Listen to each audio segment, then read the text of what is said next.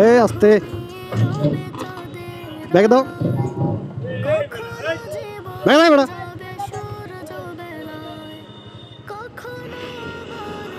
হ্যাঁ, আসসালামু আলাইকুম এভরিওয়ান, দেশ এবং দেশের বাইরে থেকে যারা আজকে আমাদের এই ভিডিওটি দেখতেছেন সবাইকে জানাচ্ছি সাদর সম্ভাষণ। বন্ধুরা, আপনারা সবাই হয়তো জানেন যে গাজীপুর ইন্ডাস্ট্রিয়াল এলাকা, এখানে মিল কারখানা অনেক বেশি। সেই সুবাদে গতকালকে মিল ফ্যাক্টরি মোটামুটি সবগুলোই ছুটি হয়ে গেছে। মিল ফ্যাক্টরি সব ছুটি হওয়ার কারণে যা যানজট হওয়ার কথা ছিল এটা গতকালকে হয়ে গেছে। আজকে তেমন একটা যানজট নাই রাস্তায়। তো যারা ভিডিওটি দেখতেছেন এই পর্যায়ে এসে সবাইকে লাইক এবং কমেন্ট করে মতামত জানানোর জন্য অনুরোধ করতেছি। আপনারা যদি সাপোর্ট দেন তাহলে আমাদের নতুন ভিডিও করার অনুপ্রেরণা হয়।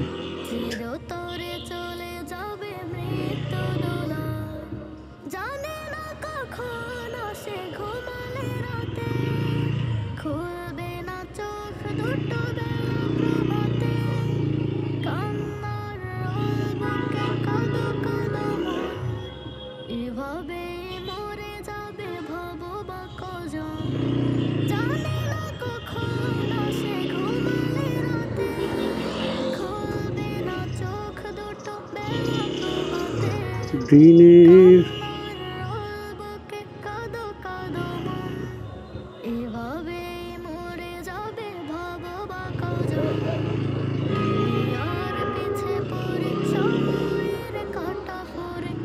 আস্তে ব্যাগ দাও, ব্যাগ দাও বেটা।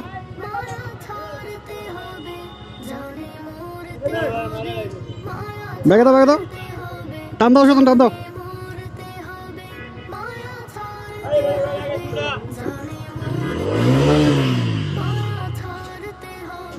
দাও টান দাও।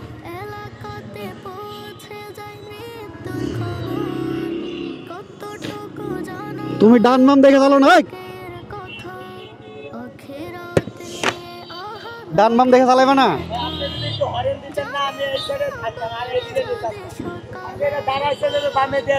ওটো ওটো আও।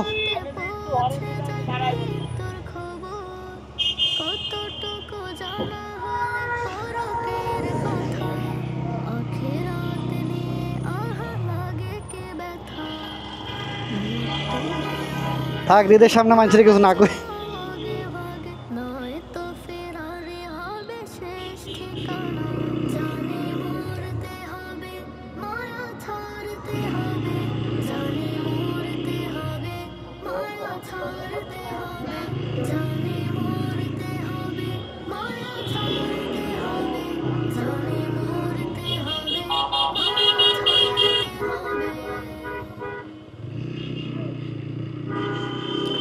মানে আসলে আমাদের ঢাকা শহরের 2 সিটি মেয়র যে এই ঢাকা শহরের রিক্সা অটো রিক্সা বন্ধ করার যে কথাটা বলছে এটা এমনি বলে নাই, কারণ এরা সম্পূর্ণ বেপরা গতিতে আর কি এরা রিক্সা মানে রোডে চালাচ্ছে। মানে কোনো নিয়ন্ত্রণহীন ছাড়াই ডান বাম কোনো কিছু খেয়াল করে না।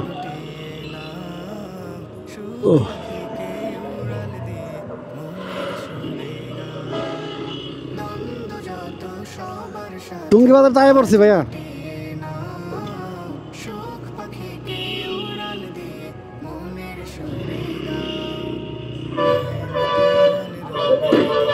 এ দেখছো,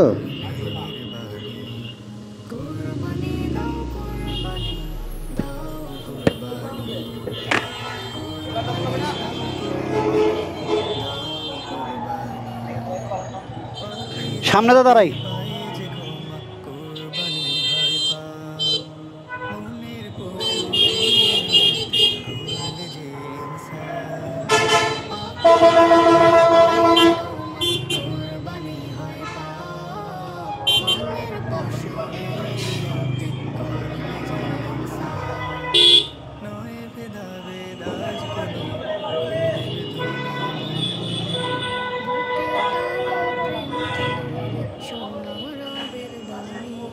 এখানে দাঁড়াইবা? তাহলে একটু ওই পাশে যাওয়া লাগবে, মানে স্ট্যান্ড ছাড়া।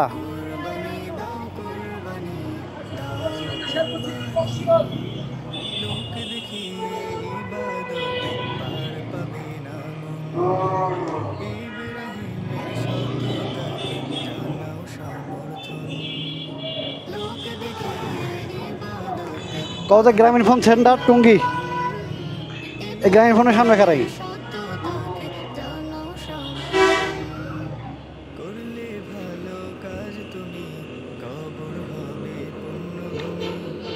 তো 4BFIABS-এ অনেক রিভিউ দেখছিলাম, সবাই বলছে যে আপনার রাত্রে আলো ভালোই পাওয়া যায়, হেডলাইটের আলোটা, কিন্তু এখন কিন্তু তেমন রাতও না, এবং আমি ফুল হাইওয়েতে কিন্তু গাড়ি ড্রাইভ করতেছি, আমার কাছে আলো সন্তুষ্টজনক মনে হচ্ছে না। কিন্তু মানে আমরা এই সজিন সহ অলরেডি যাওয়ার সময় কথা বললাম যে ভাই লং ট্যুরে যাওয়ার সময় আমাদের অনেক কষ্ট হয়েছিল, যেহেতু আমরা গাড়ি কেনার পরেই তেঁতুলিয়া একটা ট্যুর করছি, প্রায় আপনার 1300 কিলো, মানে আপ ডাউন আমাদের। তো এই 1300 কিলো ড্রাইভের যে এক্সপিরিয়েন্স থেকে বলতেছি যে আমরা রাত্রে পর্যাপ্ত পরিমাণ আলো না থাকার কারণে ভালো রাইড করতে পারি নাই, এবং গ্রামের রাস্তাগুলো তো বুঝিনি, তেঁতুলের ওইদিকে তো আপনার সিঙ্গেল হাইওয়ে, তো ওইদিকে কিন্তু তেমন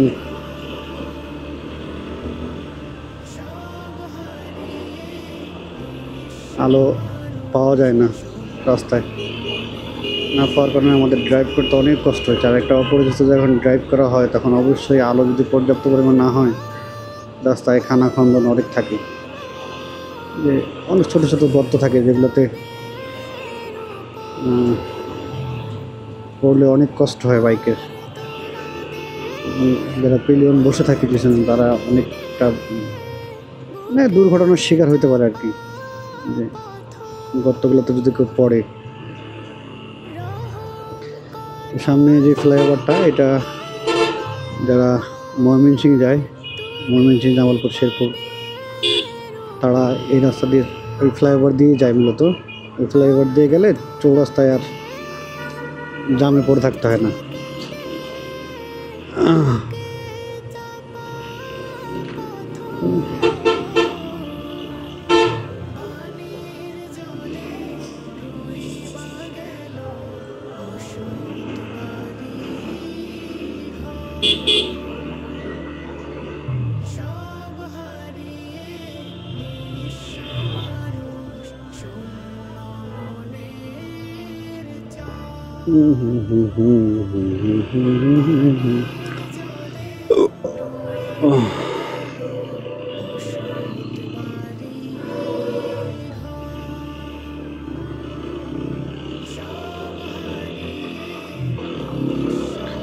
বন্ধুরা, অলরেডি আমরা ঢাকা টাঙ্গাইল হাইওয়েতে উঠে পড়ছি। এই রোডেও তেমন একটা জাম নাই, তবে এই চৌরাস্তা বাইপাস থেকে এখানে 2-3 কিলো রাস্তা খুবই ঝুঁকিপূর্ণ, কারণ এখানে রাস্তার মাঝখানে ডিভাইডার দিয়ে অনেক পথচারীরা পারাপার হয়, এটা খুবই ঝুঁকিপূর্ণ। তো ওই জায়গাটুকু যারা রাইড করবেন তারা অবশ্যই একটু দেখে শুনে রাইড করার চেষ্টা করবেন।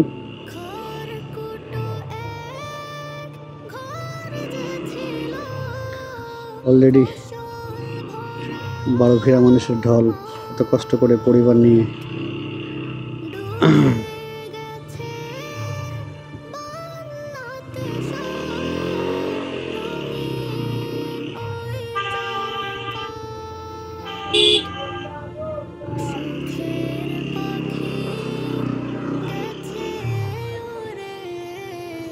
আশা করি এই রোডেও তেমন একটা জাম পড়বে না, যাওয়ার সময় কিন্তু কোনো জামই ছিল না রাস্তায়। এই রোডে যে জামটা হয় এটা হলে শুধু পথচারী পারাপারের জন্য জামটা হয়, যেটা বললাম। দেখছেন, মানে এখানে সুজন রাস্তা তো মনে হয় জাম পড়ছে রে ভাই।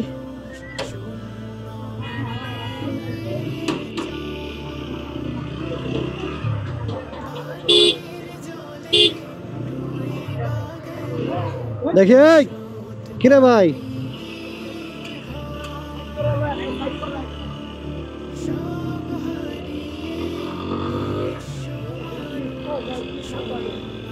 হ্যাঁ হ্যাঁ হ্যাঁ হ্যাঁ হ্যাঁ হ্যাঁ, ওই যে রাস্তার সাইডে গাড়ি খাড়া করেছে, মানে চৌরাস্তা থেকে যেগুলো আছে না যাত্রী, সব তো এখান দিয়ে আহে, বুঝছো না? আমাদের চৌরাস্তা দিয়ে যত যাত্রী আছে সবগুলো এই বাইপাসে এসেই উঠে, কারণ এখানে অনেক গাড়ির কাউন্টার, মানে উত্তরবঙ্গের মোটামুটি এখানে এবং চান্দুরা। ভাই বিশ্বাস করো রাস্তার সামনে কিছু দেখি না।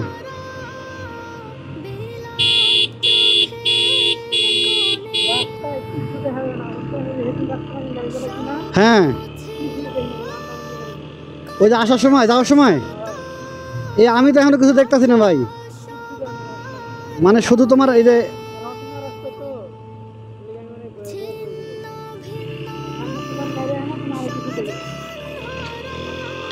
এখনই কিন্তু কিছু দেখা গেছিল না ওখানে, জানি না আপনারা ভিডিওতে। হ্যাঁ হ্যাঁ হ্যাঁ হ্যাঁ, মানে ওই তোমার ওইটাতে এক লেন না, বুঝছো না?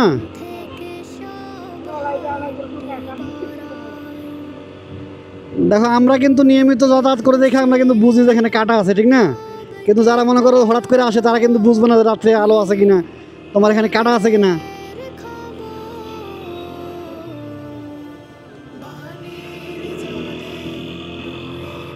তার মানে আসলে অপরিচিত জায়গায় যদি কেউ যায় হঠাৎ করে, তাহলে রাস্তা কিন্তু মানে স্পিড লিমিটটা ঠিক রেখে কিন্তু গাড়ি চালানো দরকার, ঠিক না?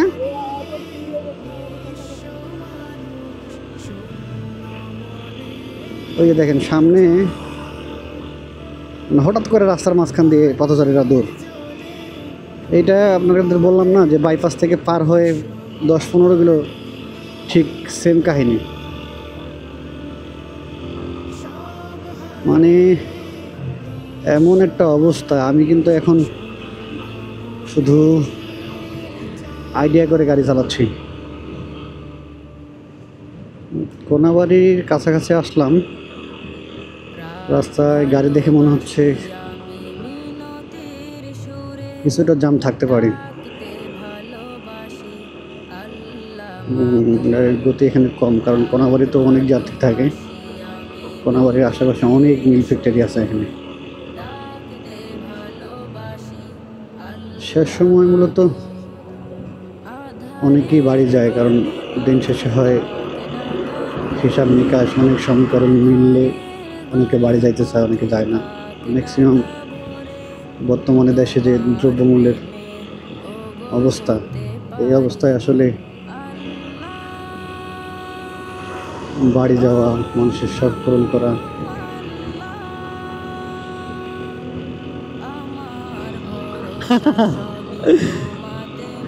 আমরা তো চাই থাকে না, চাই থাকে যে আমরা আস্তে করে চালাই, তাই তাই স্পিড লিমিট ঠিক রাখতে হবে, বুঝছো? স্পিড লিমিট ঠিক রাখতে হইব, 2 মিনিট পরে বাড়ি যাই সমস্যা নাই, কিন্তু ওই প্রয়োজনে 2 মিনিট পরে বাড়ি যাবো, কিন্তু রাস্তা দেখতেছি না এখন ওভার স্পিড করা ঠিক হইব কোনো কারণে।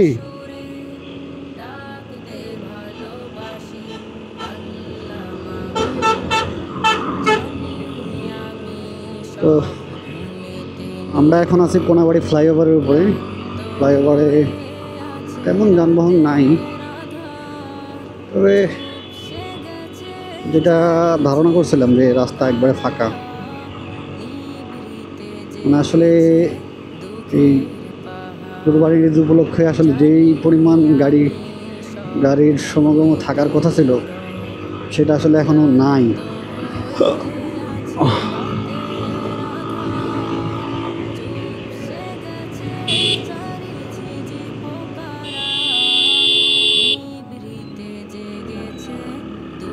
মানে সামনে ফ্লাইওভারটা আর রাস্তা পার হইতেছে জমিদারের মতো, মানে জমিদারের বংশধর আর কি সবগুলো। আসলে পাবলিক যদি সচেতন না হয় তাহলে সরকার এত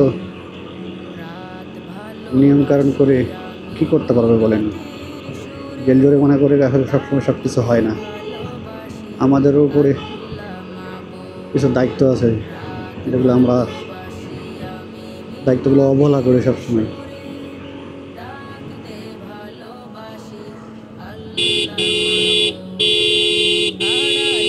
তো বন্ধুরা, আজকে এই পর্যন্ত। সবাই ভালো থাকবেন, সুস্থ থাকবেন এই কামনাই করি। আর আমাদের ভিডিওটি ভালো লাগলে অবশ্যই আমাদেরকে সাপোর্ট করবেন। সবার সাপোর্ট এবং ভালোবাসা নিয়ে সামনে আরও নতুন ভিডিও নিয়ে আসবো ইনশাল্লাহ। আজকে এই পর্যন্তই। আল্লাহ হাফেজ।